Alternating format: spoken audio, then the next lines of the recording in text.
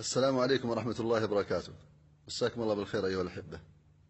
هل تعرف الشيء الذي يفرح الله سبحانه وتعالى منك فرحا شديدا؟ أتوقع بتقول لي صلاة، أقول لك لا. أتوقع بتقول لي صيام، أقول لك لا. أتوقع بتقول لي حج، أقول لك لا. صحيح، هذه الأشياء الله يحبها، ولكن ما هو الشيء الذي يجعل الله يفرح منك فرحا شديدا؟ والله الشيء يا أخواني عجيب. الشيء الذي يفرح الله عز وجل منك فرحا شديدا هو التوبة.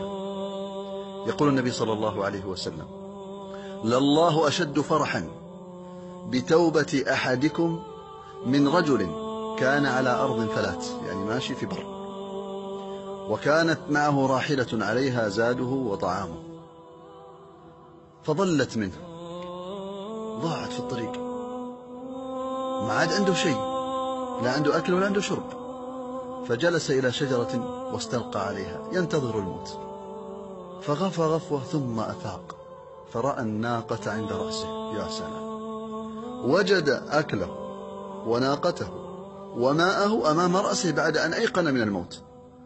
فمن شدة فرح هذا الإنسان قال: اللهم أنت عبدي وأنا ربك. هذا خطأ، لكنه أخطأ من شدة الفرح. بدل ما يقول اللهم أنت ربي وأنا عبدك، قال أنت عبدي وأنا ربك. من شدة الفرح حتى غلط في الكلمة هذا الإنسان. الله سبحانه وتعالى يفرح منك إذا تبت أشد فرحا من هذا الرجل بهذه الناقة وهذا الأكل والشرب، يعني أشد من فرحك عندما تعود للحياة. ولهذا النبي صلى الله عليه وسلم كان يتوب ويستغفر في اليوم أكثر من 100 مرة. قولوا معي: أستغفر الله وأتوب إليه، أستغفر الله وأتوب إليه، أستغفر الله وأتوب إليه. اللهم من نشر هذا المقطع اللهم فتب عليه واغفر له ويسر له الخير. انشرها يا أخي، فلعل رجلا أن يتوب فيتوب الله عليه فتقبل توبتك وتوبته.